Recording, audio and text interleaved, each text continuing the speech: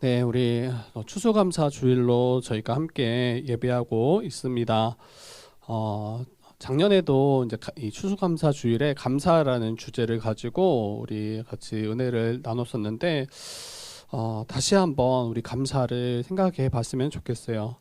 어, 이 너무 감사에 혹 인색하진 않은지 우리의 입술에 또 우리의 삶에 이 감사한 마음을 가지고 또 감사를 표하며 살아가고 있는지 이 가장 익숙하고 또 가장 당연하게 여겼던 것들 근데 그 모든 것 하나하나가 감사의 제목이 아닐 수 없습니다. 이 감사 없는 삶이 이것이 정상적인 것이 아니라 이 우리에게 허락하신 모든 것을 감사하는 것이 그게 정상적인 삶이에요. 감사가 없는 게 도리어 비정상적인 삶입니다. 디모데후서 그 3장 1에서 4절 말씀 보면 말세에 고통하는 때가 이른다라고 이야기합니다. 근데 그때 세상의 모습을 보면 사람들이 자기를 사랑하고 돈을 사랑하며 자랑하며 교만하며 비방하며 부모를 거역하며 그리고 그 다음에 나오는 게 뭐냐면 감사하지 아니하며라고 이야기해요. 이 말세 때 이 죄악된 모습 중에 하나가 이 감사가 없는 삶입니다.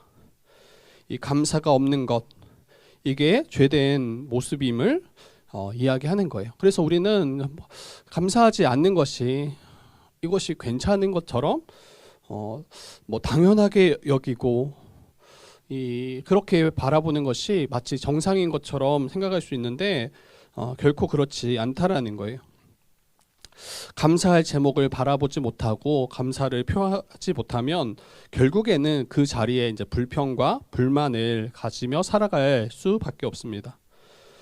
그래서 우리의 삶을 은혜의 관점에서 계속 바라보실 수 있어야 돼요.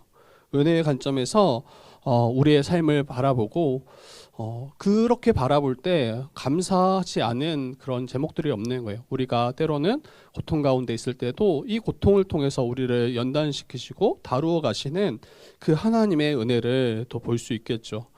그런데 세상의 관점에서 우리의 인생을 바라본다면 왜 나는 이것밖에 안 되는가? 주님을 믿고 따랐는데 왜 나는 이렇게 볼품이 없는가?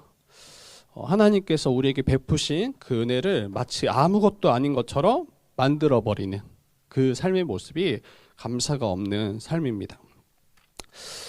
내가 원하는 대로 다 이루어질 때 그때만 우리가 감사할 수 있는 건지 혹 우리가 원하는 대로 이루어지지 않을 때에도 감사할 수 있는지 우리가 이 시간 다시 한번 혹 잃어버린 그 감사들이 있더라면 다시 회복하고 또 온전히 감사를 표하는 그런 우리 주의 뜻 교회 되기를 주님의 이름으로 부탁드립니다. 오늘 말씀을 한번 더 살피면서 감사에 대해서 이야기할 텐데요. 이 오늘 본문을 보니까 이 10명의 나병 환자가 나옵니다. 그 예수님께서 11절 말씀 보니까 예루살렘으로 가실 때에 사마리아와 갈릴리 사이로 지나가시더라. 이렇게 이야기해요. 이 갈릴리는 이제 유대 사람들이 거하는 지역이고 이 사마리아는 사마리아인들이 거하는 지역이죠. 그리고 서로 왕래하지 않고 서로 적대하는 그런 이제 이 사람들이죠. 근데 그 예수님께서 그 사이를 경계를 지나가고 계시는 거예요. 그리고 한 마을로 들어가셨을 때 이 나병 환자 10명이 이 예수님께 나와 있어요. 근데 10명도 바로 앞에 예수님께 서 있는 것이 아니라 멀리 서서 예수님을 향해 소리치고 있는 모습입니다. 멀리 서서 예수님께 소리치는데 왜 멀리 서서 있겠습니까? 이 나병 환자의 그 특징을 우리가 알면 뭐 쉽게 이해할 수 있겠죠. 나병은 어때요? 다른 사람들과 접촉하면 안 되죠. 가까이 하면 안 되죠. 그때 잘못하면 진짜 돌 맞아서 죽을 수 있는 위험까지 있습니다. 그리고 구약 성경에서 그런 나병 환자가 부정하다라고 이야기를 해요. 이 악성 피부병이고 나병에 걸린 이들은 하나님께 저주받은 것으로 그리고 하나님께 버림받은 그 부정한 자로 여겨졌습니다. 그래서 그 마을 밖으로 쫓겨나가야 됐어요. 그리고 혹 사람들을 만날 때 자기의 옷을 찢고 머리를 풀고 윗입술을 가리고 자기가 소리쳐야 됐어요. 나는 부정하다, 부정하다. 혹 사람들이 자기에게 가까이 올 수 있는, 부지 중에 가까이 올 수 있는 것을 막기 위해서 사람들이 혹 자기 앞에 지나갈 때 그러한 이제 이 제스처를 취해야 됐죠. 그런데 왜 이렇게 취하는가? 옷을 찢고 머리를 풀고 윗입술을 가리고 부정하다, 부정하다 이렇게 하는가 할 때는 이 머리를 풀고 옷을 찢는 모습은 여러분 장례식장에서 죽은 이를 위해서 애도할 때 취하는 모습이라고 합니다. 지금 죽음과 이 부정함이 연결되어 있음을 우리가 아셔야 돼요. 왜 나병이 이렇게 부정한가? 여러분, 부정하다라는 것은 이 거룩함과 또 이 대조되는 말이죠. 하나님이 거하시는 그 거룩한 곳에 이 죄인된 부정한 자들이 결코 나아갈 수 없고 쫓겨나갈 수밖에 없는. 그러면 왜 이게 죽음과 연결될 수 있겠습니까? 하나님이 우리의 생명에 주시잖아요. 그분으로부터 참 생명과 안식이 우리에게 주어지는데 부정함으로 쫓겨나갔다라는 것은 이건 죽은 것과 다르지 않습니다. 그래서 나병 환자는 부정한 자로 여겨지고 그 남은 인생이 완전히 하나님과 단절되고 또 사랑하는 사람들과 자기가 거주했던 그 모든 삶의 배경과 완전히 단절된, 그래서 홀로 살아갈 수밖에 없는 그 비참한 인생이 바로 나병 환자의 모습이었어요. 지금 오늘 그 10명의 나병 환자는 좀 구체적인 그들의 어떤 삶의 스토리가 따로 나오지 않죠. 언제 나병이 걸렸는지, 어느 정도로 중한지 다 드러나지 않습니다. 아마도 꽤 오랜 시간 그렇게 처해 있을 가능성이 클 거예요. 마을 밖에 쫓겨나가서 살아가는 것이 얼마나 큰 외로움과 큰 상실감 속에 하루하루를 살았을까요? 우린 며칠만 이제 격리되고 또 단절되어도 아마 굉장히 외롭고 또 소외감 가운데 또 고통 가운데 신음했을 거예요. 그 작은 질병 하나에도. 그런데 이거는 언제 나을 수 있을지 기약이 없는 질병이잖아요. 그리고 사랑하는 사람들로부터 완전히 단절돼야 되는 그 상황이잖아요. 아마 매일매일 그런 큰 상실감 가운데 고통 가운데 살아가고 있었을 것입니다. 근데 그때 예수라는 분의 그 소문이 들려왔을 거예요. 누가복음 5장에 우리는 살펴보지 않았지만 한 나병 환자가 예수님께 나아가서 고침받았다라는 그 사건이 기록되어 있어요. 그리고 그 예수님의 소문이 더욱 퍼졌다라고 기록하고 있습니다. 아마 이 10명의 나병 환자도 예수님의 그 소문을 미리 들었을 것입니다. 그리고 그 예수님을 나도 너무 다 만나고 싶다, 그렇게 간절히 소망하는 마음으로 기다리고 있었을 거예요. 그런데 그 예수님이 자신들이 거하고 있는 그 지역을, 그 마을을 지나가고 있다라고 소문이 들려오는 거죠. 가까이 할 수 없지만 그 주님께 나아가서 멀리 서서 소리쳐 지금 외치고 있습니다. 예수 선생님이여 우리를 불쌍히 여기소서. 자기를 봐달라는 거예요. 나의 이야기를 들어달라는 거예요. 자기를 불쌍하게 여겨달라고 간절한 마음으로 소리치고 있는 거예요.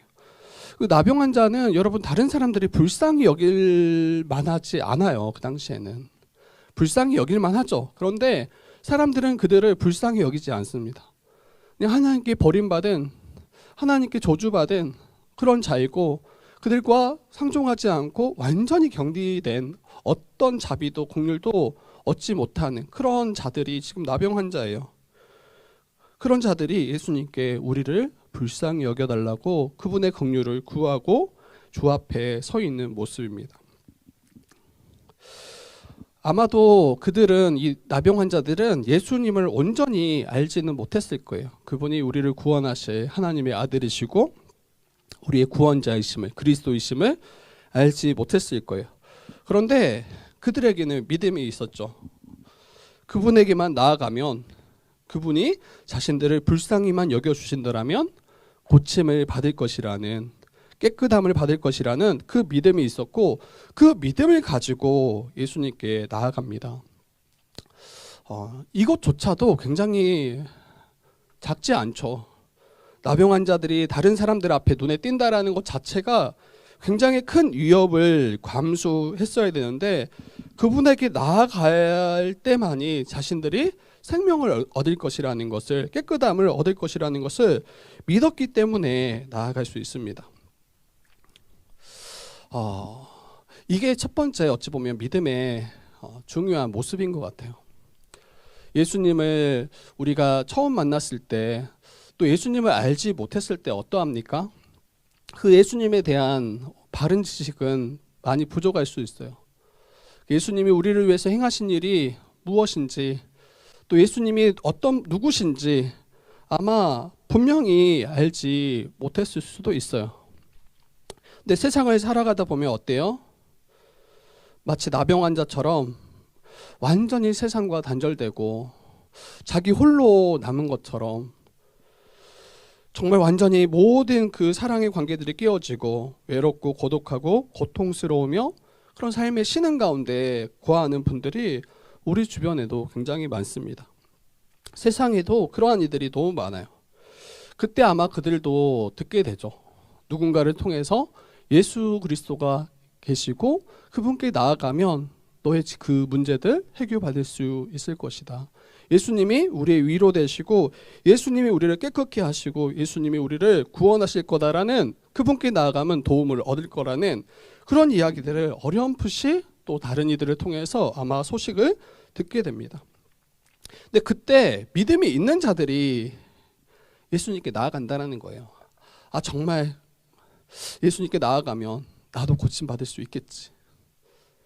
근데 이 마음조차 없으면 나아가지 않겠죠. 근데 이게 은혜인 것 같아요.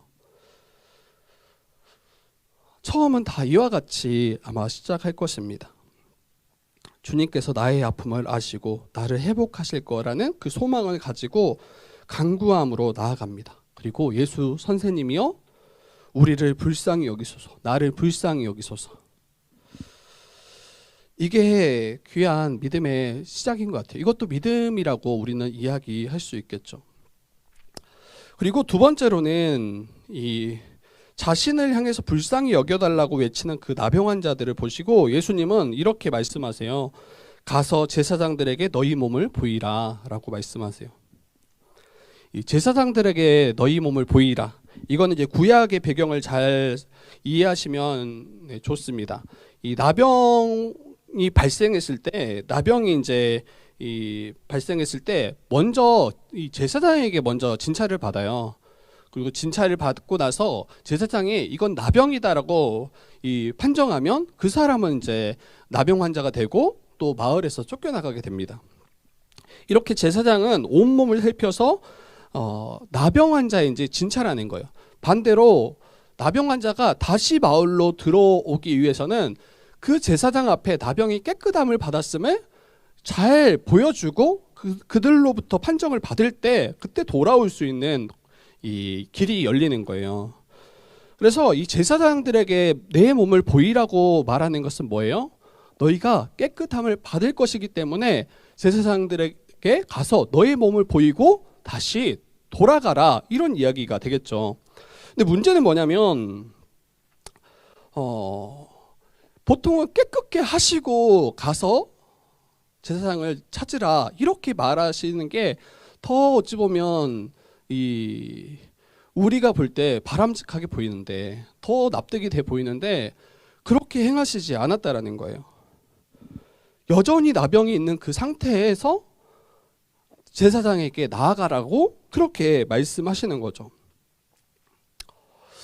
여기에 또 믿음의 또 한 부분이 있어요. 어때요? 우리는 어떤 증거가 있어야, 이게 나병이 고침 받았다라는 분명한 증거가 있어야 그때 나아갈 수 있다라고 생각합니다. 그런데 믿음은 어때요? 보지 못하는 것들의 증거라고 이야기하죠. 바라는 것들의 실상이요, 보지 못하는 것들의 증거다. 이게 당장은 보이지 않고 당장은 아무것도 이루어지지 않은 그때에 그 예수님의 그 말씀을 신뢰함으로 나아가는 것, 이게 또 하나의 중요한 믿음의 모습입니다. 이 나병에 걸렸던 아람 왕의 군대 장관 그 나아만도 비슷한 그 모습을 우리가 볼 수 있어요. 나아만 장군, 이 장군은 어때요? 나병 환자였어요. 나병 환자. 그리고 자기가 사로잡았던 그 이스라엘의 어린 소녀, 그 어린 소녀가 이야기합니다. 이스라엘에 선지자가 있는데 그에게 나아가면 이 나병도 고침받을 것이다 라고 그 이야기를 듣고 그걸 믿고 이제 이스라엘에게 나아간 거죠. 그리고 나서 엘리사를 만나는데 엘리사가 어떻게 합니까? 뭐 버선발로 나와서 환영하고 맞이하는 게 아니라 집 밖에도 안 나와요. 그리고 자기 종에게 이야기합니다. 요단강에 가서 7번 몸을 담그면 너가 깨끗함을 받을 것이다. 근데 처음 반응은 어땠냐면 나아만이 굉장히 분노합니다. 분냅니다. 아니 우리 땅에 이보다 더 좋은 강들이 많은데 지금 와서 나와보지도 않고 좀 손잡아주고 기름 부어서 그렇게 고쳐주지는 않고 그냥 요단강에 가서 몸을 7번 담그라는 게 굉장히 자존심이 상한 거예요. 그리고 나서 다 싸들고 다시 돌아가자라고 이야기해요. 근데 지혜로운 그 나아만 이 장군의 종들이 아니 그것보다 더 심한 걸 요구했더라면 당신은 안 할 거였습니까? 이렇게 묻죠. 아니 너무 쉬운 거를 명하는데 요단강에서 7번 씻는 게 뭐가 어렵겠어요. 그런데 자기 자존심 때문에 자기가 생각했던 그 경험과 맞지 않는 거죠. 그때 이제 분을 내면서 돌아가려고 할 때 이 지혜로운 이 종들의 이 조언을 통해서 나아만이 요단강에서 7번을 씻죠. 6번까지도 그 나병은 여전히 그대로였어요.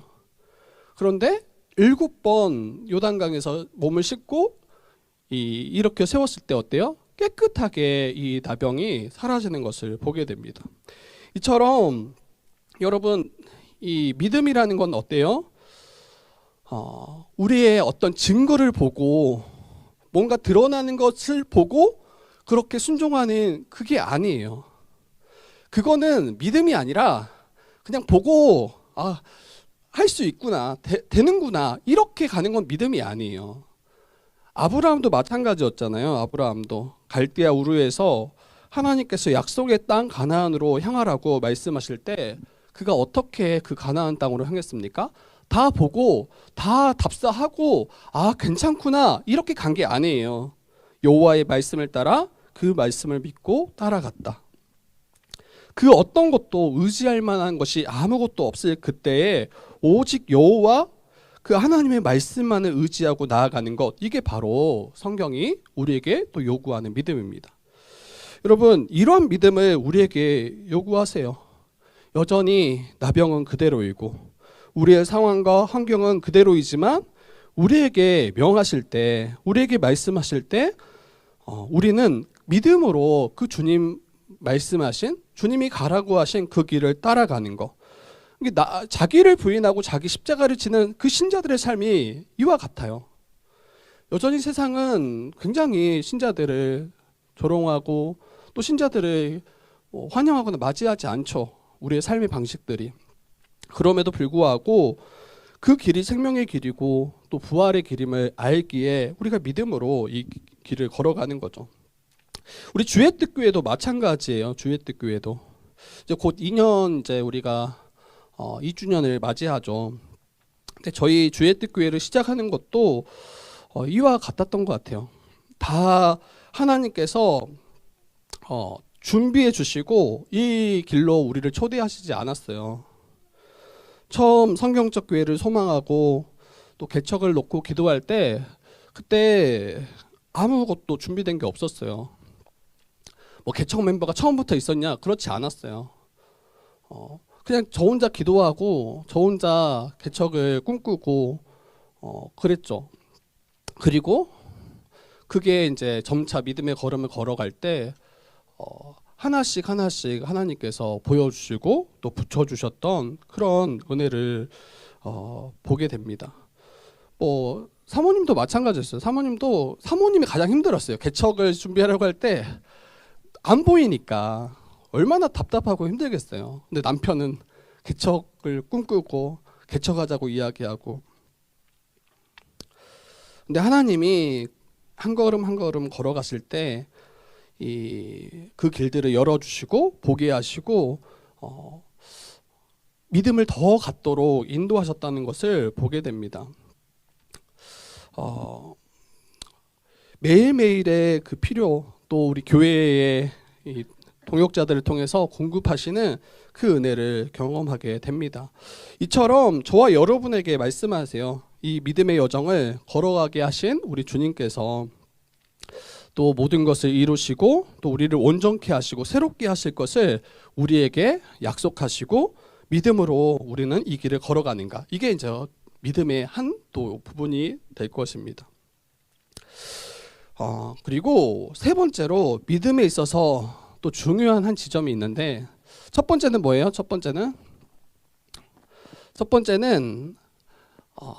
하나님께, 우리 주님께 우리가 담대히 나아갈 수 있는가, 우리의 필요를 구할 수 있는가. 두 번째는 주께서 말씀하실 때 우리의 모든 상황과 환경은 그대로일 때 그때 말씀을 순종함으로 나아갈 수 있는가. 세 번째는 믿음에 있어서 정말 꼭 빠지지 말아야 될 중요한 지점이 바로 감사입니다. 감사.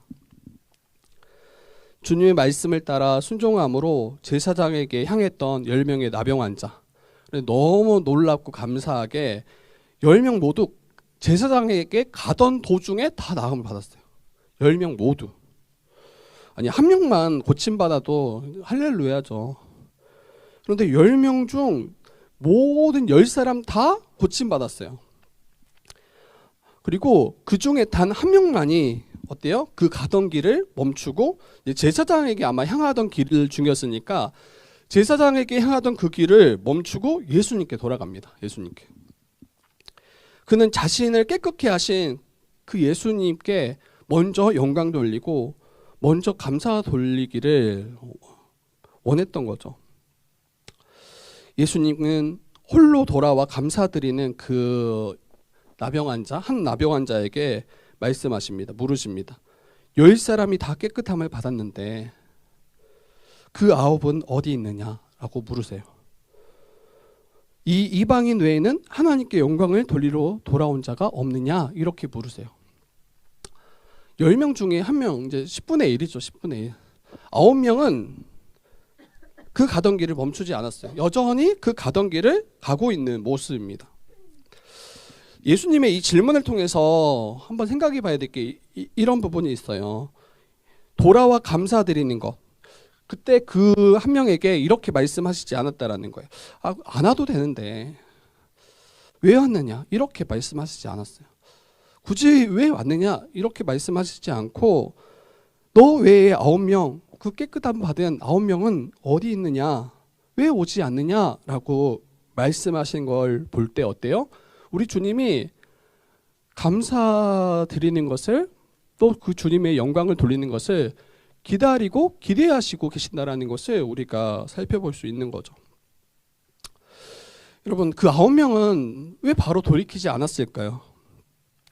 오랜 시간 나병으로 인해서 고통당하고 있고 사랑하는 가족들과 완전히 단절되고 자기가 속했던 마을로부터 완전히 격리되어 살아왔기 때문에 빨리 제사장을 만나서 자기가 나음받았다라는 것을 판정받고 다시 마을로 돌아가는 것이 가장 큰 우선순위였을 거예요. 감사하는 마음이 없다? 이 정도는 아닐 거예요. 감사하는 마음 분명히 있었을 거예요. 그런데 이미 나음받은 그 9명은 그들이 가던 길을 더 빨리 아마 재촉했을 것입니다. 한시라도 빨리 판정을 받고, 그리고 자기가 사랑하는 가족들에게 달려가서 그들을 꼭 안아주려고 했을 것입니다. 이 9명이, 고침받았던 이 9명이 어찌 보면 이해가 안 되는 건 아니에요. 어찌 보면 당연한 모습일 수도 있어요. 그들의 마음이 이해가 어느 정도 돼요. 근데 문제는 뭐냐면 자신을 깨끗게 하신, 자기를 구원하신 그 예수님이 이 뒷전으로 밀렸다라는 거예요. 더 이상 예수님이 우선순위가 아니라는 거예요. 왜냐하면 이미 깨끗함을 받았기 때문에, 이미 그들의 간구가 응답되었기 때문에 더 이상 예수님을 찾지도 감사하지도 않는 모습입니다. 여러분, 예수님이 그 한 명을 통해서 우리에게 말씀하시는 게 뭘까요? 예수님은 단순히 자기가 행했던 일을 생색내기 원하시는 분이 아니에요. 이 엎드려서 감사드리고 영광 돌리는 그 사람을 통해서 우리에게 원하시고 바라시는 것은 그 예수 그리스도와의 그 친밀한 관계가 얼마나 중요한지, 우리가 정말 주님을 더 우리가 높이고 그 주님이 그 어떤 것보다 더 우선순위가 되는지 이것을 우리에게 물어보시고 말씀하고 계시는 거예요. 주님께 나와서 엎드려 경배하고 감사드렸다라는 것은 그 주님과의 관계가 회복되었고 그 주님 앞에 우리가 그분과의 그 관계 가운데 우리가 주님을 높이는 거죠. 그런데 언제부턴가는 어때요? 단순히 나의 간구와 나의 그 간구의 응답이 전부예요. 그리고 그 일을 행하신 놀라운 주님은 더 이상 우리의 관심사가 아닌, 주님이 우리를 구원하시는 이유는 뭡니까? 하나님의 거룩한 백성 삼기 위함이잖아요. 하나님의 자녀 삼기 위함이잖아요. 하나님과 깨어졌던 그 관계를 회복시키셔서 주님과 친밀한 관계를 맺기 위함이잖아요. 그런데 그 모든 기도가 응답되어졌을 때 주님과의 그 친밀한 관계는 온데간데 없이 또 자기의 필요만을, 또 자기의 유익만을 구하고 있는 그 9명의 모습이 바로 지금 성경이 말하는 이 모습입니다. 여러분, 주님께 나아가서 간구하는 거 너무 중요해요. 그것도 믿음이 있어야 가능하다. 그리고 그 간구 가운데 은혜를 받는 거, 응답받는 것도 너무 중요해요. 아까 이야기했던 것처럼 아무것도 이루어지지 않는 상태에서 그 믿음의 발걸음을 떼는 거, 이것도 너무 중요합니다. 그런데 더 중요한 것은 무엇입니까? 은혜를 주신 그 주님께 나아가고 있는가? 이 일을 통해서 하나님께 영광 돌리고 있는가? 그 주님을 향해서 감사하고 있는가? 이게 더 중요한 일이 됩니다. 우리 주님은 이 일로 예수께서 참 하나님이심을, 그리고 우리를 구원하실 그리스도이시고 영광과 감사를 받으실 그 영광 받으실 분이심을 우리가 알도록, 그 주님을 높이도록 우리에게 말씀하고 계시는 거예요.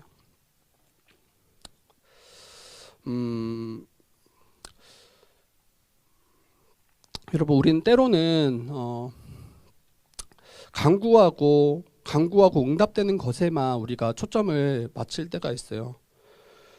그리고 우리의 기도가 응답되어질 때 거기에 대해서 그냥 감사하죠. 그런데 참된 그런 감사가 아니라 감사하다, 그런 마음 정도. 정말 놀라운 것을, 은혜를 받았음에도 불구하고 그 은혜가 너무 큼에도 불구하고 감사가 너무 얕은 경우들을 보게 됩니다. 이건 이제 받은 은혜를 마치 아무것도 아닌 것처럼 그렇게 여기게 되는 그런 우를 범하게 되는 거죠. 그리고 이게 어느 순간부터 습관이 돼요. 자기가 정말 필요하고 정말 간절한 일에 대해서 그렇게 매달리다가, 그리고 그게 응답받았을 때 어때요? 그 주님을 바라보지 않아요. 그 주님을 기뻐하지 않고 그 주님께 참된 감사를 올려드리지 않습니다.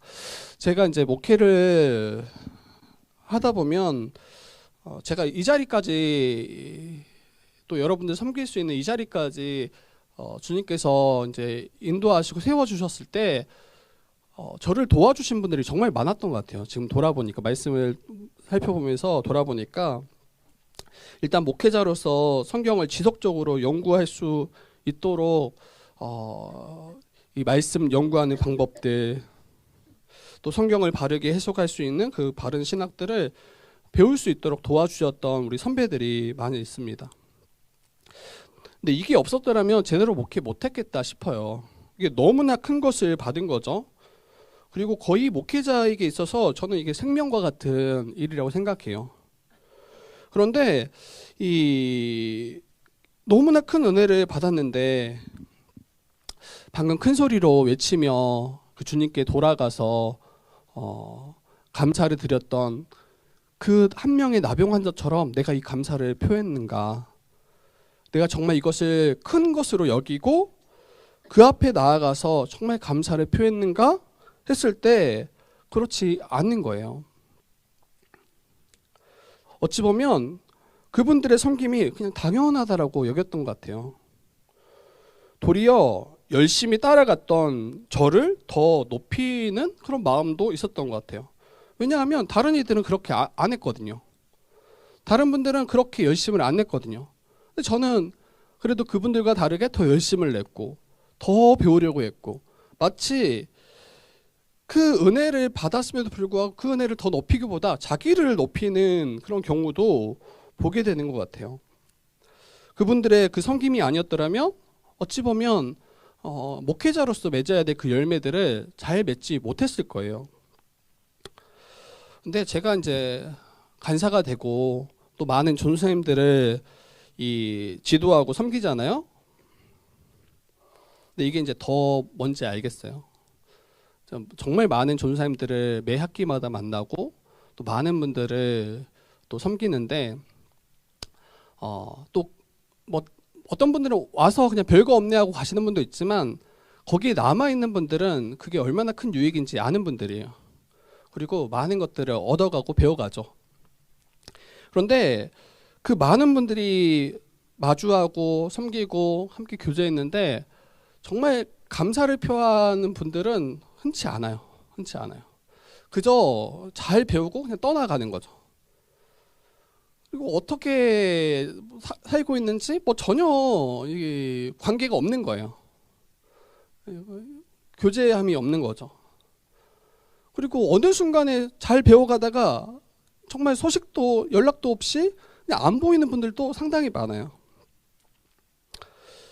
정말 이게 얼마나 귀한 것을 그분들이 받았는지 그리고 이게 앞으로 그분들의 목회에 있어서 얼마나 꼭 필요한 것인지 안더라면 아마 이렇게 반응하지 않았겠다라는 생각이 들지만 또 한편으로는 제가 그랬구나라는 생각이 들었어요. 정말 귀한 것을 받았는데 당연한 것으로 여기고 도리어 자기를 더 높이는 그 모습들이 나의 모습이었고 또 우리들의 모습일 수 있겠다 싶어요. 앞에서 디모데후서 그 3장에 말씀했던 것처럼 감사하지 아니함이 죄악된 이 세대의 표징이라고 했잖아요.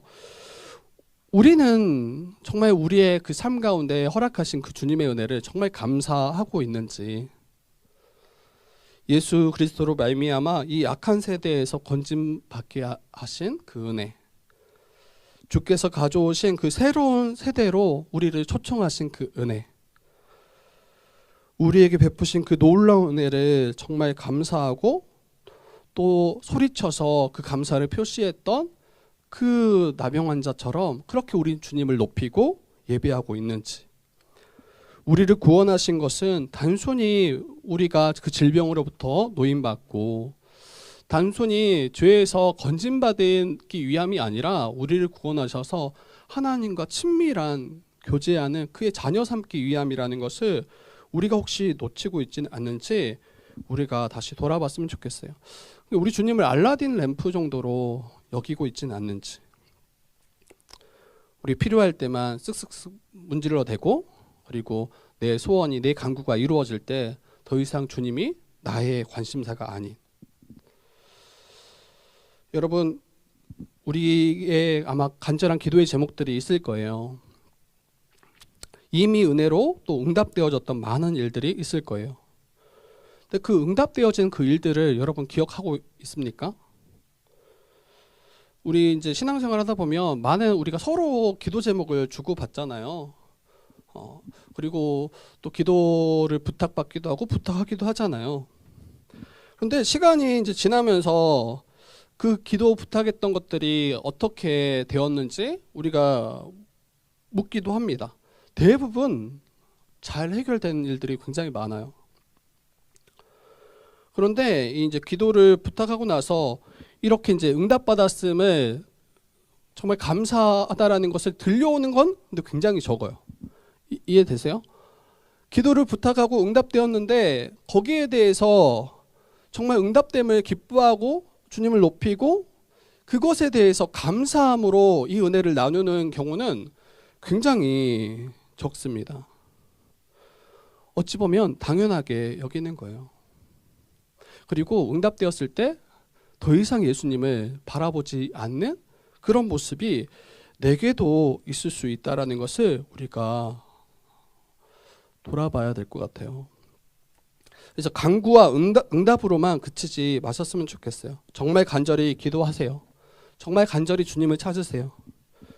그리고 하나님께서 우리의 간구를 신실하게 응답하셨더라면 마땅한 그 영광과 감사를 우리 주님께 돌려드리기를 바랍니다. 그리고 기도하는 순간마다 그 기도에 응답하시고 은혜를 베푸시는 그 주님께 감사를 우리가 표현했으면 좋겠어요. 우리가 누리고 있는 것 그거 하나하나 작은 것이라고 여겼던 그 모든 것 하나하나가 여러분 당연한 것이 정말 없었어요. 그러니까 오늘 아침에 눈 뜨는 것도 여러분 은혜예요. 그리고 눈 뜨고 우리가 일어나고 활동하고 생활하는 것, 우리가 이 식사할 때 우리 어찌 보면 식탁에 올라온 그 쌀 한 톨도 거저 올라온 게 없잖아요. 너무 많은 수고가 담겨 있고 농부들의 수고, 또 모든 하늘에서 비를 내려주시고 살펴주시고 공급하시는 그 은혜, 그 어떤 것 하나도 여러분 작은 것조차도 여러분 은혜 아닌 게 없습니다. 그리고 주의 뜻 교회도 마찬가지예요. 저도 늘 이제 조심해야 되겠다는 생각이 들어요. 너무 많은 것들을 이미 받았는데 거기에 감사하기보다는 안 된 것들에 더 초점을 맞출 때가 있어요. 더 이게 돼야 되는데, 더 이게 필요한데, 그러면서 그렇게 되지 않은 것을 다른 교회나 아니면 다른 목사님과 더 비교하게 되죠. 그때는 이제 감사가 사라지는 거예요. 그리고 불평과 또 불만만을 우리가 말하게 됩니다. 이제 말씀을 마칠 텐데요. 우리 감사가 넘치는 교회가 된다면 어떨까요? 우리 모든 성도들이 그들의 입술에, 그들의 삶에 감사가 날마다 넘친다면 아마 더 믿음으로 주님을 찾게 될 거예요. 주님께서 얼마나 신실하게 우리를 위해서 행하셨는가를 우리가 더 보게 되겠죠. 그리고 더 간구하며 나아가게 되겠죠. 그러면 선순환이에요. 더 주님은 아마 기쁨으로 응답하실 거예요. 더 감사가 커질 것이고 성도들을 통해서 우리가 이 기쁨을 더 풍성하게 누리게 되겠죠. 반대로 감사가 없다면 어떨까요? 응답받았음에도 불구하고 응답받은 지 도리어 모르고, 큰 은혜를 받았음에도 불구하고 받은 은혜를 아무것도 아닌 것처럼 그렇게 여기며 살아가겠죠. 지금 당장 이루어지지 않은 일들로 인해서 불평하고 불만하며 살아가게 될 것입니다. 그래서 처음 이야기했던 것처럼 여러분의 삶을, 그리고 우리의 교회를 은혜의 관점에서 우리가 바라보실 수 있었으면 좋겠습니다. 예수님의 십자가로 우리 지체들을 바라보셨으면 좋겠어요.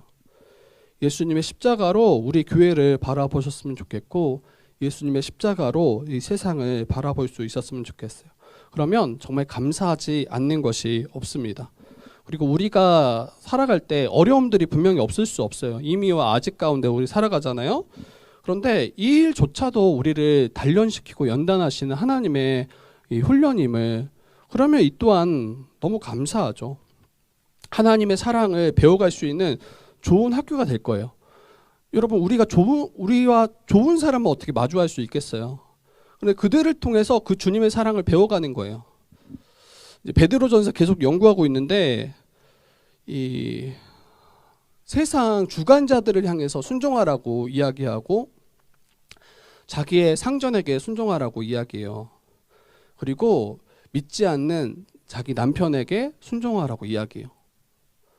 근데 제가 그 말씀 이제 묵상하면서 정말 순종하기 싫다, 정말 하기 싫다, 이런 사람들에게까지도 순종하고 그들을 존대하라고?